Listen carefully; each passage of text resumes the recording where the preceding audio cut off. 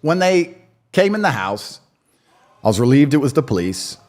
They tried to rough me up a little bit, and I was very calm. I said, guys, there's no need to do this part. I'm not resisting in any regard. I mean, there's about 33 of you. 32? Maybe. But 33? I'll let you have it. So, it's an Illuminati number. Bro, yeah. So they sat me on the couch. They asked where my Bugatti was repeatedly. Where's the Bugatti? Where's the Bugatti? Because the Bugatti, I actually realized, now I understand this is all a Matrix attack, is a symbol of my wealth.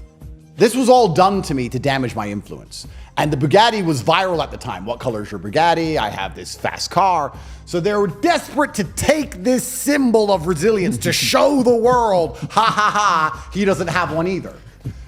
My Bugatti wasn't at the house. They never actually took that Bugatti. But they were desperate to get it. They kept almost begging for it, this female officer. I was like, why are you begging for my car? Can you calm down? What are you doing in my house? And they said, oh, we have to wait for your lawyer to get here. It was very early in the morning. We waited for my lawyer to arrive, and they began a house search.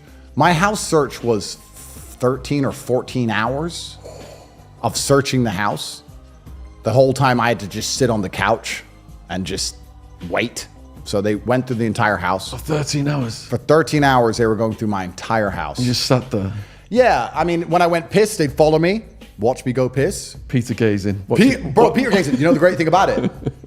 When they went to Peter gaze me, I was like, oh, I'm not going to hide. I'm going to do the opposite. I'm going to put it right in your face. You want to watch me piss, sir? Here it is. Now you feel inadequate on top of everything else. I just did it right in front of them. F you. Shouldn't be falling to the bathroom. Pervs.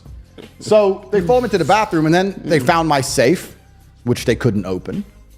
So they got me from the couch, and they come and said, open the safe. I said, no, I'm not going to open it. And they said, well, you're going to jail.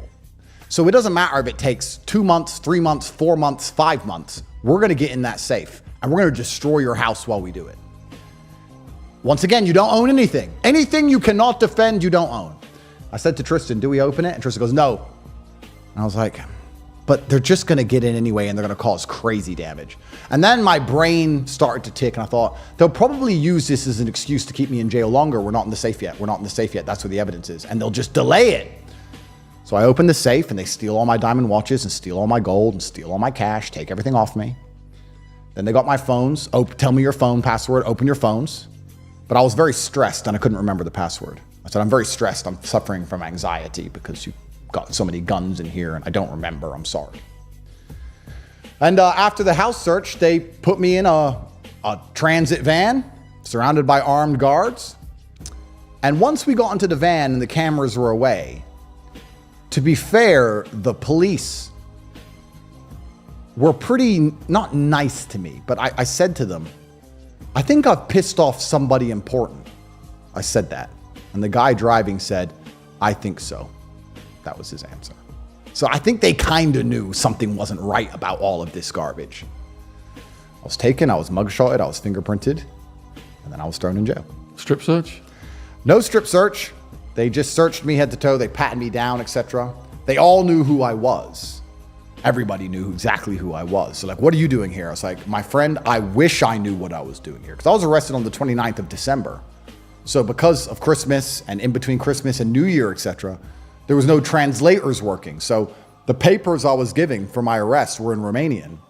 And I didn't even have an English translation of why I was in jail for 2 weeks. I didn't know. I kept getting given Romanian pieces of paper. I don't speak Romanian. All I saw was human trafficking. And I was like, this is absolutely insane. Human trafficking who? I found out later exactly how insane the whole case is. But I was thrown in a jail cell. Yeah. So the detention facility, when you first went in, what was that like? So the Romanian detention facilities were built during communism. And Romania is one of the poorest countries in Europe.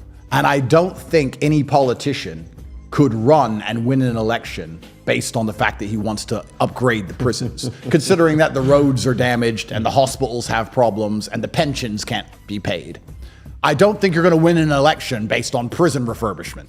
So they have very little interest. The European Union as a whole has come along with standards which they're imploring all European nations to meet. But Romania, I think, and this can be looked up, I think Cheto has fined them. I think they get fined millions and millions of euros a year because they simply can't and don't meet the standards.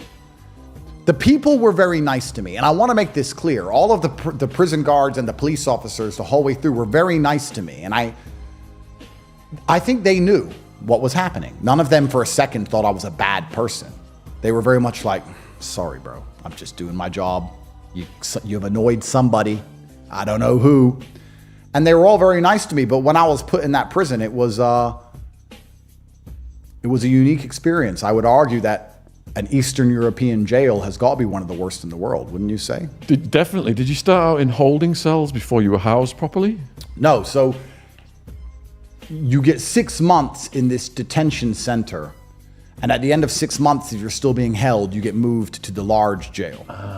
But the large jail is much better from my understanding, because the large jail, you get to leave your cell, and there's like a tailor shop and a gym, and it's more like not community, but you have a exercise yard, and it's more like a traditional jail.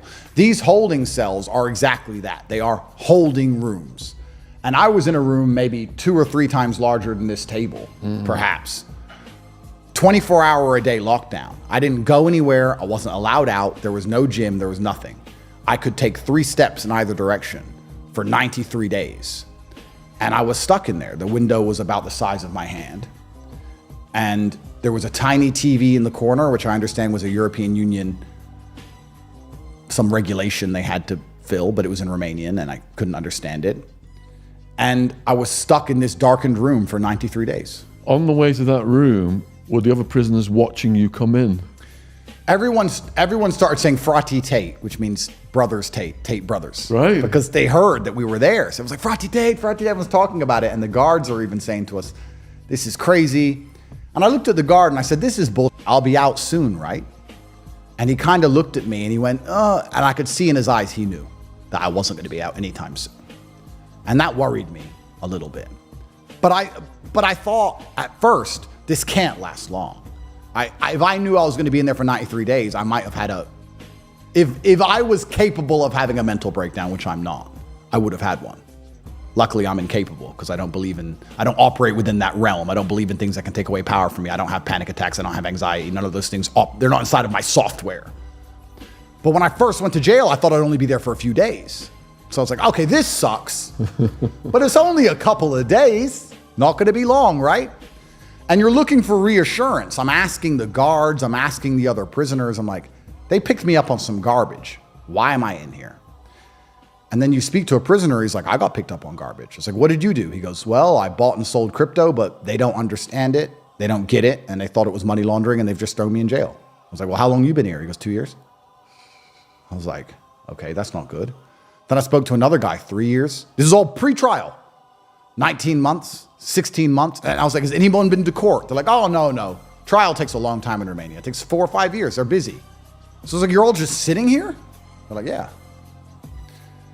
So it was over time it started to seep in. And after my first night in jail, I had to go to a judge the next day to decide whether I'd be released in 24 hours, as I just was recently, or if I'd be held for 30 days. And when I got to court, my lawyer, who I trust absolutely, and I believe is the best lawyer in Romania, my lawyer said, I've seen the file, I've read the file. You're going home. I was like, really? He goes, yes, they are saying that you told your friends how to do TikTok and you stole money from the TikTok accounts and that it's human by coercion. And that's why they've taken all your cars and all your gold, because that's all made from TikTok, and they've stolen everything. But don't worry, we're going to clear this up. You're going home today. And I don't understand Romanian, but my lawyer gave a very impassioned speech to the judge. And I could tell the passion in his voice. And he was 100% confident. And the judge looked very receptive. She looked very receptive. She was like, okay, makes sense. The judge went to deliberate for about an hour. And I was sitting with my lawyer talking about how it's crazy they could even arrest me on something so silly. And we're talking about it. And about half an hour into this conversation, because I'm a professional, I said to my lawyer, but what happens if I do go to jail? And he goes, you won't. I was like, but what happens if I do? He goes, well, if you do, there'll be an appeal process. And after 30 days, you'll go to court again. And for some reason, when he said that, I knew. It's like deja vu. It was in my mind. I could see it. As soon as he said it, I looked at Tristan and I said, we're going to jail. He goes, no, we're not. I said, Tristan, we're going to jail. Judge came back out, sat down, 30 days preventive detention, boom, walks off. Couldn't believe it.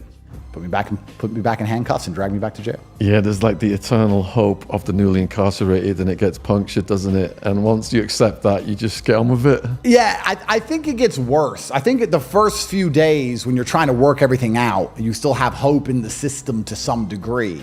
And once you realize the truth of it all, it's almost like a month in, you're like, okay, I'm going to be here for a very long time. And that's when you get truly almost disheartened. I think I felt worse about a month in. The beginning wasn't so bad. And the end, because of Ramadan, I felt empowered and it wasn't so bad. But in the middle, about a month and a half in is when it was really bad. And the story of my New Year's Eve is famous because I was arrested on the 29th and I remember spending New Year's Eve listening to the Lost Ketchup song. There was a tiny little party going on for the guards. One of the guards used to say something to me, which kind of made me feel better. He'd say, how are you? I said, well, I'm still in jail. He goes, brother, one day you'll be free. I've been in jail for 20 years because he works there. So I was like, maybe. Yeah, maybe it's not all bad. Maybe I'll get out one day and I get to go back on my private jet. Maybe. Turns out I get to come out, but I don't get to go anywhere. But him and the other colleagues were having a little party and they were listening to the Lost Ketchup song on New Year's Eve. And I remember sitting in that room by myself in the dark. And New Year's came around and the fireworks went off and I could see them through the small window and I could hear everybody cheering. And I was kind of amused by the fact that when the clock struck 12, nothing at all happened. Like nothing happened. It's like, Happy New Year. And then you kind of look around your room, there's no one celebrating. Even the cockroaches on my ceiling didn't move. They were uninterested in the New Year celebration. It's just like, yeah. So it was, but I didn't feel bad then. I still felt like this was some sort of misunderstanding. I need to speak to the American embassy. We have an appeal coming up. The judge just put me in jail because it was the 29th of December and she's busy. Let me get to the appeal. Let's get New Year's out of the way. Let me speak to the embassy. Let me get my papers in English. Let me explain this is garbage and I'll be out. And as each one of those things got snatched from me, about a month and a half in, I realized, okay, I'm in trouble. Going back to when you first went in, I mean, I'd watched Shawshank Redemption, so I was myself, and then I go in and all these massive tattooed guys are staring at me through the plexiglass, fresh meat. Yeah. With the guys shouting, Tate brothers, Tate brothers, Tate brothers. That must have really boosted your spirits, because did you watch Shawshank, for example? I've seen it, yeah. Did you have a preconceived notion of what you were getting into, banged up abroad style? Yeah, it's kind of interesting because Putin recently said about the war in Ukraine, he said, growing up on the streets of Leningrad taught me that if a fight is inevitable, you must hit first. And my approach to violence my entire life has been one of absolute avoidance. I'm not a violent person and I don't like violence, but I understand that violence exists in the world. And I've always been okay at it. I'm pretty good at it. And to me, it's almost like the rain. I don't want it to rain, but if it rains, you get wet. And my brother and I kind of looked at each other because we can speak without speaking because we lived together our whole lives. And as we were taken into the cell, as we were taken into the jail, from the van, we gave each other a glance and a nod. And that was basically hit first. That was all it meant. We're going to walk in there and we're going to hold our heads high. We're going to treat people with respect. We're going to be a very good person and nice and polite and say please and sorry and thank you. But if some idiot really wants it, then you're going to hit him first. But I didn't feel like it was up to me. It's almost like, is it going to rain? Is it going to snow? I'll deal with it if it comes, and there's nothing I can do about it. So I felt a twinge of nerves, but not fear. It was more like pre-fight nerves, like I have no idea who's in this place. I have no idea what they think of me. I have no idea if they're going to attempt to extort me because I'm known for having money, etc. But it is what it is, and God has a plan. And if I win or lose whatever encounter I enter, once again, it's God's plan. Perhaps I'll die in here, but it is what it is. The jail cell doors were solid metal. There was only a very tiny window, so I couldn't see anything but the eyes of the other prisoners. So I couldn't really get a gauge on them. And then I was thrown in my cell. So I didn't engage with any of them for the first few days. Do you remember the very first conversation you had with a prisoner? Yes. The very first conversation I had with a prisoner was asking how long he'd been there and what for. And I soon came to realize, and I'm sure this is true in most countries which are poor, that there isn't much of a divide between the criminal justice system and the mental health system. In the West, we try our best to put a divide in the two. Even if you do bad actions, if you're mentally ill, you'll be treated differently. Whereas in countries like this, you just go to jail. So I started to learn over time that a lot of the people in there were mentally ill or mentally weak. You know what's kind of funny? You imagine the prisoners in jail to be these big psychopathic hardened killers, and some of them are. But a lot of the people, even the ones who commit murder, are actually just emotionally weak people who can't control their temper. They will get angry too fast and kill someone. They'll also cry too easy. They'll also be very sad. They'll also mope around. You'll see a killer and you imagine him to walk like a predator. A lot of the killers walked like they were just depressed and sad. And I was like, well, looks like he's having a hard time. Why is he here? Oh, he killed 4 people. I'm like, oh, well, okay. I don't feel sorry for him anymore. But like, it's strange how it's just mentally weak, which ties back into the Matrix, by the way. It ties back into all of the things I teach, because they say I'm dangerous for teaching masculine qualities. But the traditional masculine quality is stoicism, the ability to ignore how you feel and act how you're supposed to act, irregardless of your feelings. Women get mad and scream. Women act like how they feel. A man has to feel a certain way and act differently, or he can't compete in the world. He can't outcompete other men.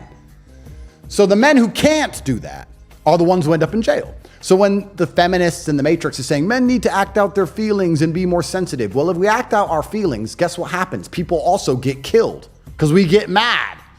So it's not a good thing. So I was actually surprised by the people who I saw who did the most heinous crimes weren't psychopathic and calculated. They seemed more like beaten down by life. Does that make sense? Yeah, definitely. Disadvantaged. A lot of them traumatized. A lot of them state raised. Yeah. Where I was at, a third of them couldn't even read or write. And half my friends were ex-soldiers, come back from wars, PTSD, didn't get any help from the government, bam, into the prison system. Yep. And isn't that the saddest possible route? Because I keep going back to the Matrix, but I'm going to allow myself that privilege because they put me in jail yesterday. These clowns. But they attack masculinity on every level and say every single thing about it is bad until they need you to die in a war or run into a burning building, or they need 33 big guys to bust in my door. Then they need masculinity.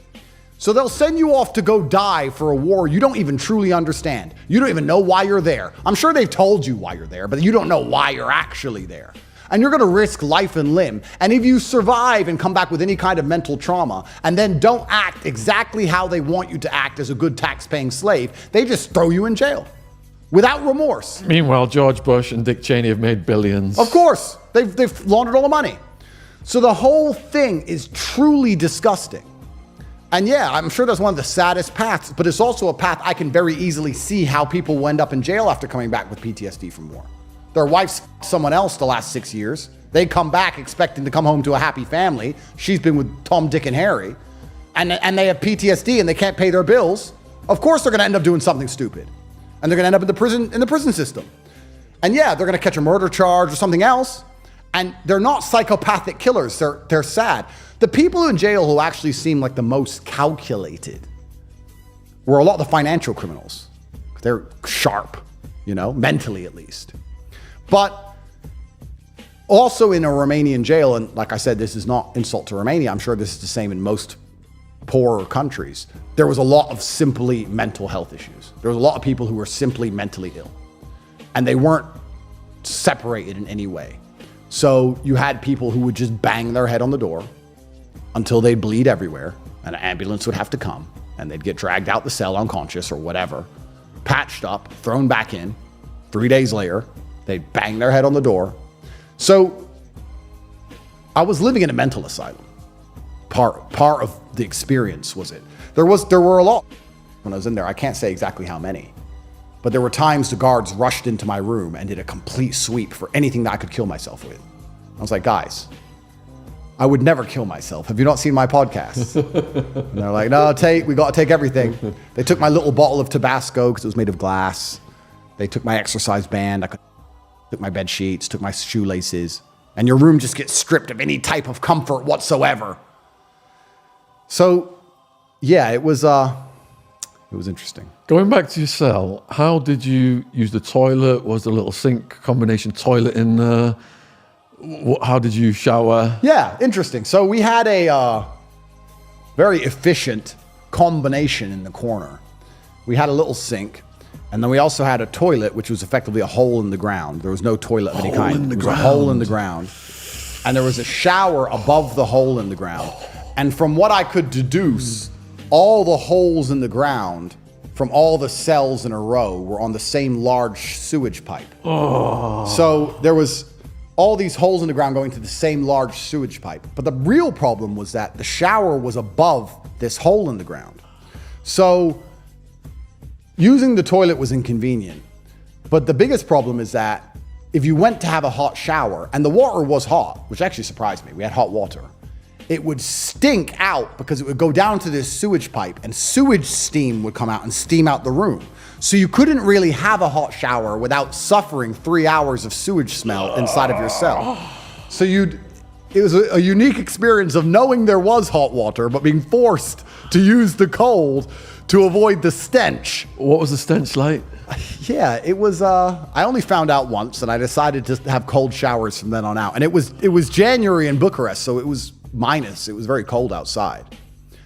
And I'll be honest, after about 2 weeks, I just thought, I'll just stink. I'll just have one shower every couple of weeks. If you don't like how I smell, let me go. Because I'm freezing. I'm either freezing to death in my bed, shivering, or my room stinks. So that was the kind of combination in the corner. And then we had bunk beds. The mattresses were piss-stained foam, perhaps an inch, literally so thin. And we had a blanket. And that was the cell. We had a tiny TV in the corner. About this big. Did you have toilet paper rations? Because when we ran out, we had to use the Financial Times. Yeah, they didn't ration our toilet paper. No,